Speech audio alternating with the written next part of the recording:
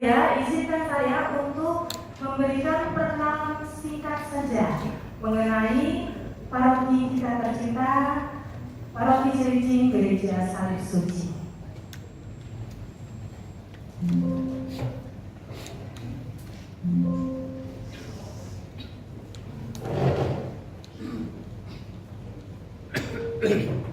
Ya, visi paroki kita yaitu persekutuan dan gerakan umat Allah yang atas dorongan dan tuntunan Roh Kudus semakin memperdalam imannya akan Yesus Kristus, membangun persaudaraan sejati dan terlibat dalam pelayanan kasih di tengah masyarakat dengan semangat evangelisare pautaribus misericordia.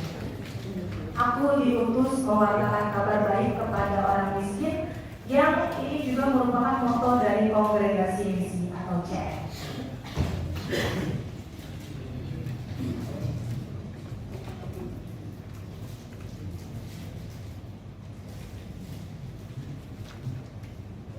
Untuk misi paroki yaitu mengembangkan tata pelayanan pastoral evangelisasi yang bersifat sinergis, dialogis, partisipatif dan transformatif, dilandasi dengan semangat gembala baik dan murah hati dalam berbagai kegiatan untuk menghayati dan meneruskan nilai-nilai dan ajaran Injil serta tradisi Gereja Katolik.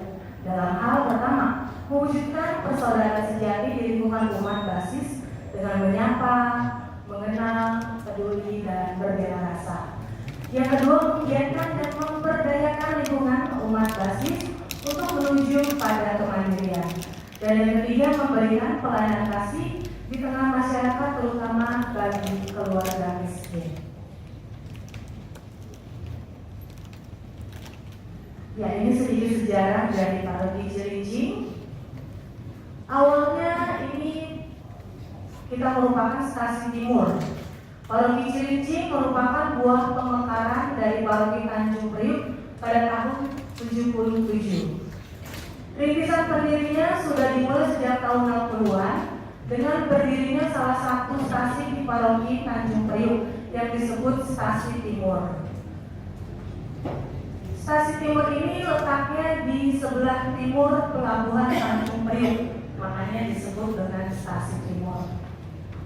Nah, Stasiun Timur ini meliputi 3 teritori, yaitu ada Kring, ya, kalau zaman dahulu disebutnya Kring Angkatan Laut Dewa Ruci, ini yang bagian putih. Kemudian Kring Polisi Air Kebantenan yang hijau, dan Kring TNI Angkatan Darat Tiong Air. Stasiun Timur inilah yang menjadi embrio bagi lahirnya Paroki Cilincing. Ya, ini misa-misa yang dilaksanakan di Stasiun Timur. Ada misa di hari Minggu dilaksanakan di Aula Sekolah Serada. Dengan izin Panglima Daerah 3, Aula SD Serada TKM 1 dijadikan pusat kegiatan umat, termasuk perayaan Ekaristi bagi umat Stasiun Timur tadi. Pada waktu itu perayaan Ekaristi dilangsungkan pada hari Minggu pagi, yaitu jam 8 di Aula TKM 1, sedangkan yang sore hari pada jam 17.30 di Kapel Susteran. Gambar yang bawah, Kapel Susteran OSN itu berada di Jalan Kramat Jaya.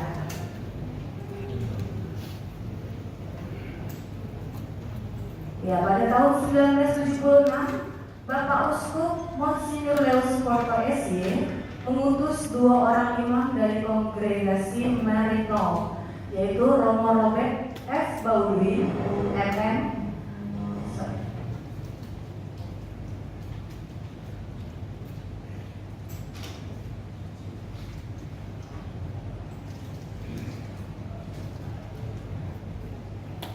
Ya, dan Romo Vincent Cole MM untuk mengembangkan umat di bagian timur ini.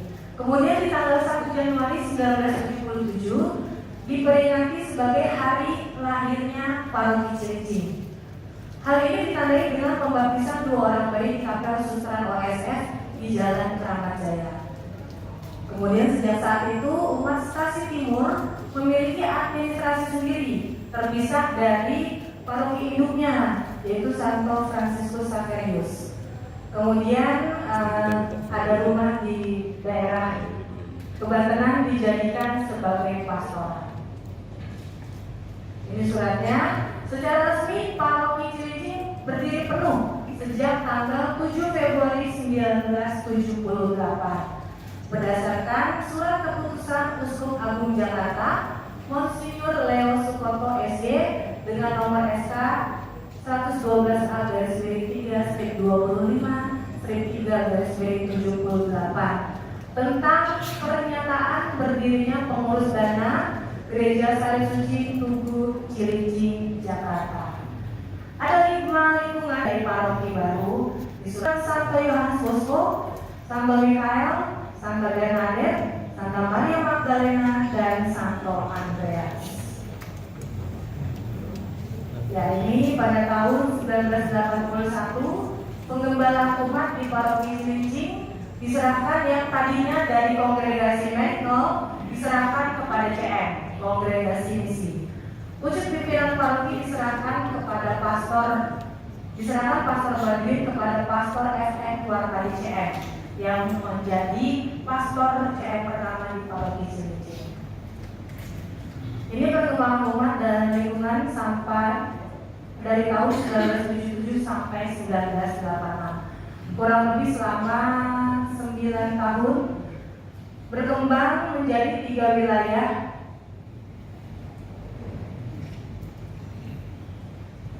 dan 20 lingkungan. Awalnya 15, di tahun 1986 menjadi 20.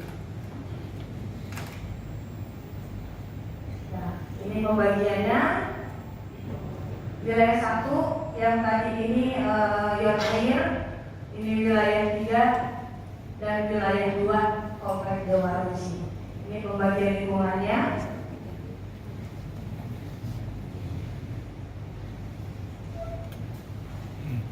Ini perbandingannya antara tahun 1986 dan yang sekarang berdasarkan beberapa pemekaran wilayah dan lingkungan di tahun 2025. Pada tahun 2025, paroki Cilincing terbagi menjadi 14 wilayah dan 44 lingkungan. Dan rencananya pada tahun 2026 paroki Cilincing akan memekarkan kembali wilayah menjadi 16 dan lingkungan akan dimekarkan lagi bertambah menjadi 3 lingkungan. Ya, ini pembagian wilayah dan lingkungannya. Ada 14 wilayah dan 44 lingkungan di tahun 2025. Ini bagian pemekarannya.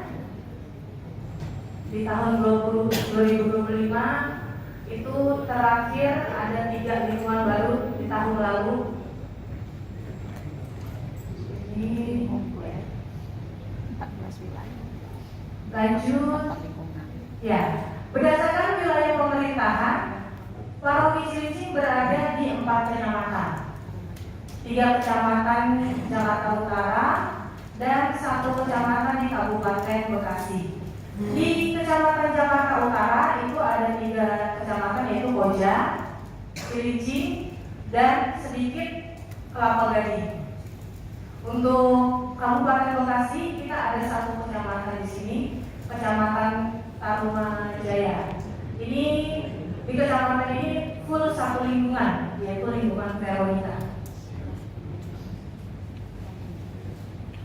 Sejarah pendirian gereja. Sekitar tahun 1960 gereja memperoleh tanah hibah milik TNI Angkatan Laut. Di kompleks inilah rencana pembangunan sekolah dan gereja akan dilaksanakan.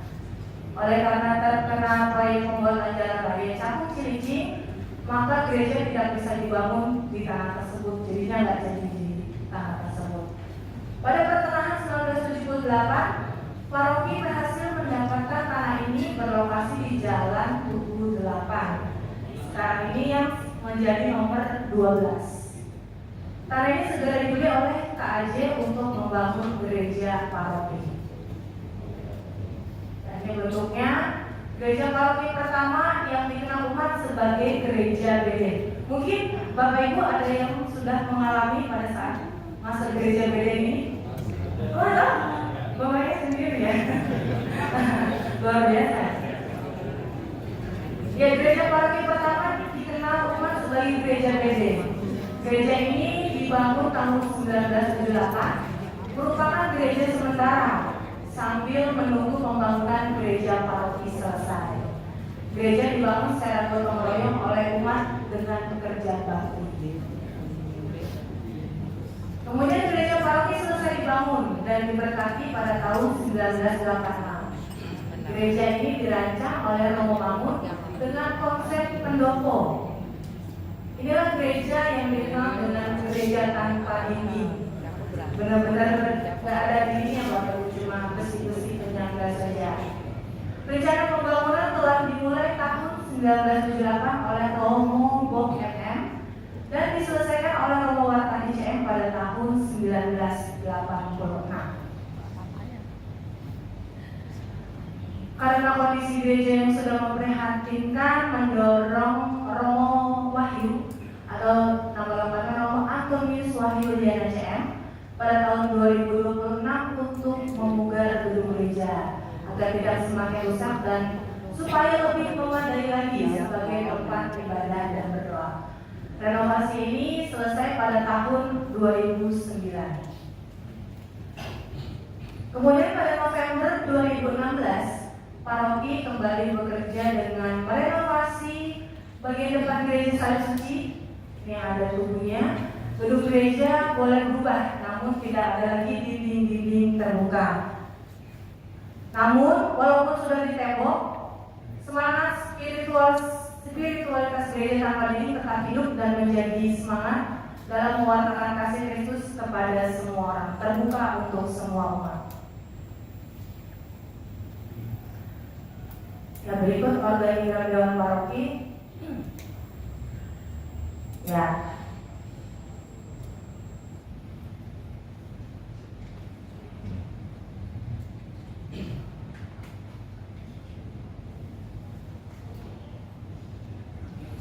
Terdiri.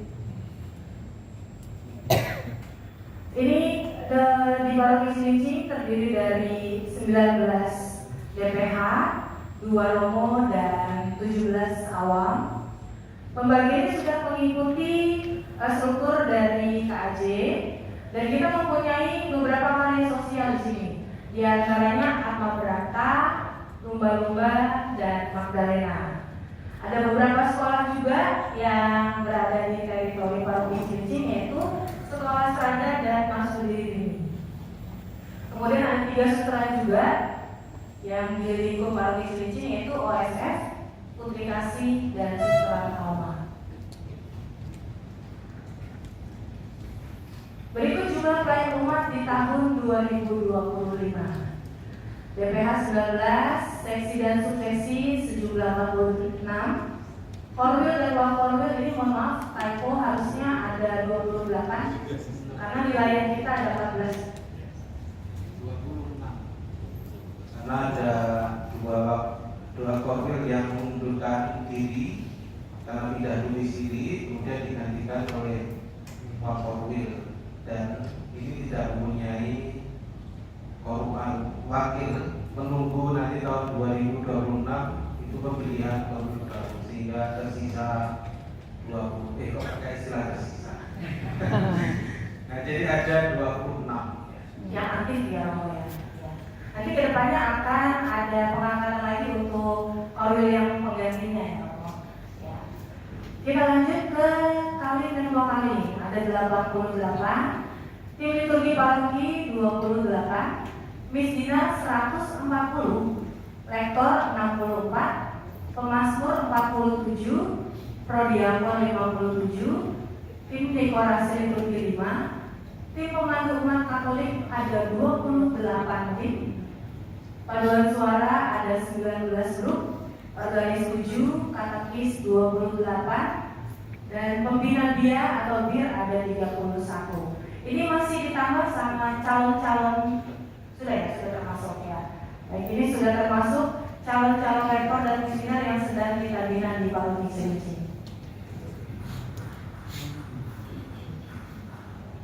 Data umat Paroki Cilincing.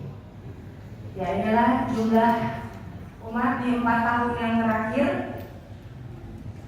Ini kisaran 0 sampai 5 tahun 308 orang, 6 sampai 12 686, 13 sampai 17 555, 18 sampai 22 516, 23 sampai 35 1267. Ini yang paling banyak 36 sampai 59 tahun 2518. Dan usia 60 tahun ke atas 926. Total umat kita ada 6.762. Ya, mengalami beberapa penambahan dan pengurangan jumlah umat di 4 tahun terakhir. Untuk pengurangannya itu di 2024 kita lihat di sini meningkat dibandingkan 2023. Paling banyak pengurangannya di 2022. Ini karena COVID itu. Untuk penambahannya 2024 mengalami penurunan dibandingkan 2023. Ya, faktor pengurangan jumlah umat di 4 tahun terakhir diantaranya ada kematian 47, keluar dari Katolik 42, keluar ke paroki lain 206, dan keluar ke keuskupan lain ada 54 di tahun 2024 ini. Untuk faktor penambahan jumlah umatnya, baptisan 84, penerimaan dari gereja lain 2 di tahun 2025. Totalnya ada 2047 kakak. 2047 kakak di Paroki Cilincing. Ya, ini kalau kita split berdasarkan kategori usia. Yang tadi sudah dirangkum, ini rinciannya per lingkungan. Data umat prasejahtera di tahun 2025 ada 195 umat. Hampir semuanya ada. Puji Tuhan ada beberapa lingkungan yang tidak ada prasejahteranya, berarti alhamdulillah puji Tuhan sejahtera ya di lingkungan ini ya. Ada Agustinus, Lukas, Katarina Labore, Elizabeth 1, Elizabeth 2, Gabriel 1, Gabriel 2, dan Rafael. Ya, ini tingkat pendidikan umat di Paroki Cilincing. Mulai dari TK sampai S3. Kita bisa melihat yang paling banyak di sini ada SMA sebanyak 1.629 dan S1 1.360. Ada pelajar atau mahasiswa 1.726. Kemudian yang kedua karyawan swasta 1.699 orang.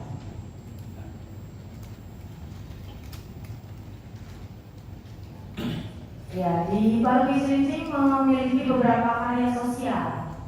Di antaranya ada karya sosial Magdalena. Karya sosial Magdalena terletak persis di belakang tembok Jakarta Islamic Center, tepatnya di Jalan Beting.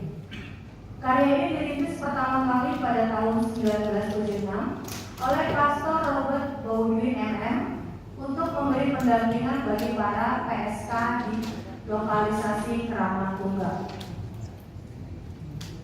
Saat ini karya Magdalena hanya berpusat di perkampungan Tanah Merah belakang Islamic Center.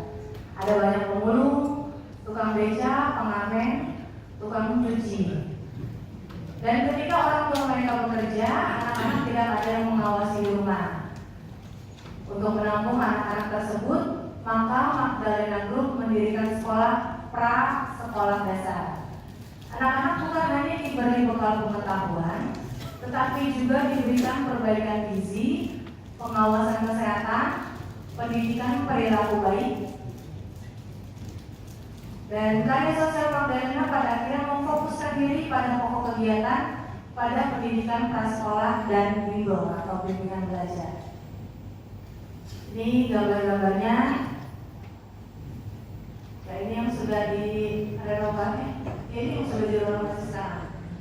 Rumah Magdalena sebelum sebelum direnovasi bentuknya seperti ini. Ini pendampingan rohani kepada PSK di Keramatunggal. Ini ada kursus menjahit dan juga salon, memberikan keterampilan. Ya, ini juga masih ada pendampingan. Ada juga pemberian makan bergizi untuk masyarakat, pembagian pakai, dan juga Magdalena oleh Monsinyur Soeharto. Kita lanjut ke karya sosial berikutnya, yaitu karya sosial lumba-lumba. Pada tahun 1980, Pastor Wartadi, pastor kepala saat itu, meminta kepada WKRI cabang Sari Suci yang pengurusnya antara lain Ibu Suparman, Ibu Muaral, dan Ibu Hartono untuk mengelola karya pelayanan bagi para nelayan di Sini. Tugas utama karya lumba-lumba adalah mengentaskan para nelayan dari kemiskinan dan memberantas kebodohan. Karya sosial ini melakukan edukasi tentang kebersihan bagi ibu-ibu di sekitar pantai, memberikan penyuluhan tentang KB, pelayanan kesehatan dan posyandu bagi ibu, dan juga pemberian gizi kepada balita, serta pendidikan moral kepada para ibu rumah tangga.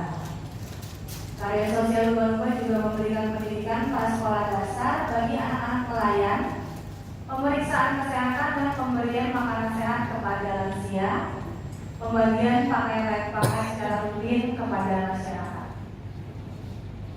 Ya, ini fotonya. Ini rumah tempat lumba-lumba ini. Rumah lumba-lumba setelah direnovasi ini yang zaman dahulu kala kegiatan posyandu di awal-awal. Ini suasana pembelajarannya seperti ini. Ya, selain pembelajaran ada juga pemeriksaan kesehatan untuk masyarakat. Dan ini ada juga program pengentasan stunting dan juga penyuluhan kesehatan untuk anak-anak. Ya, ada pembagian baju layak pakai untuk masyarakat, kemudian pembagian makanan bergizi untuk anak-anak, ada pembagian makanan bergizi juga untuk lansia. Ya, ini suasananya di lumba-lumba seperti ini. Ada bakti sosial juga dari Yayasan Seci Jakarta.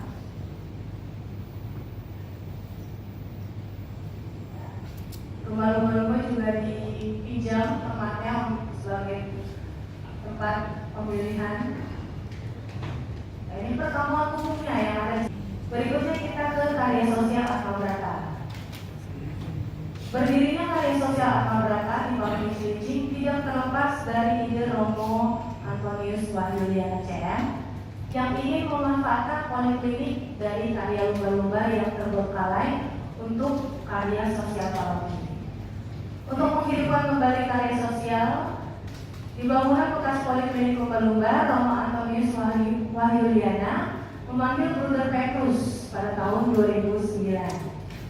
Bruder Petrus pernah berkarya di Paroki Cilincing ketika masih bergabung dengan Tarekat Alma sampai pada tahun 2008. Kemudian Romo Wahyu meminta Bruder Petrus untuk melanjutkan rumah karya sosial dengan karya-karya sosial karitatif yang lainnya. Oke, penampakannya Bruder Petrus.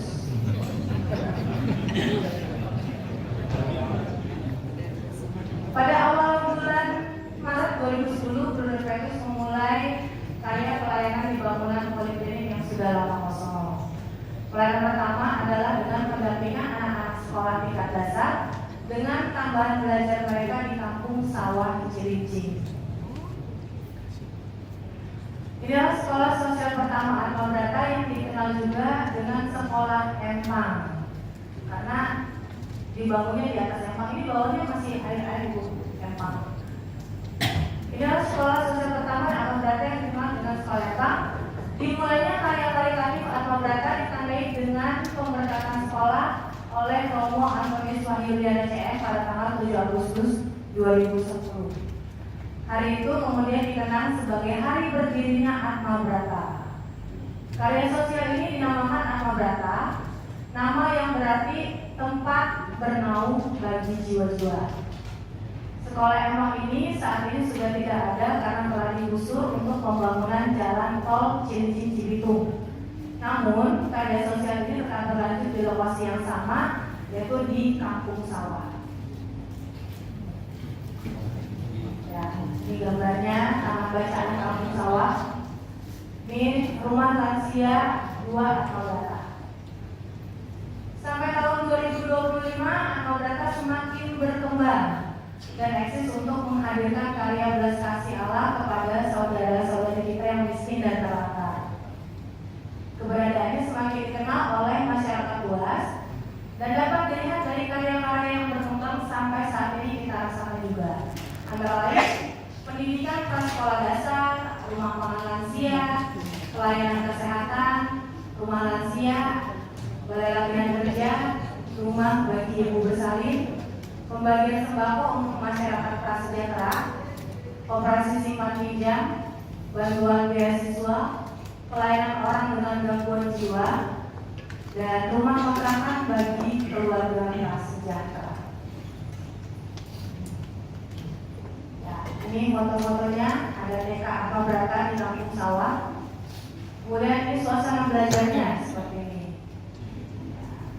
Untuk keluarga miskin di Cilincing, ada pembagian sembako untuk lansia dan juga untuk pemulung. Ya, di rumah lansia ada pemeriksaan kesehatannya juga. Ya, ini ada kliniknya. Ini kegiatan di tempat balai latihan kerja.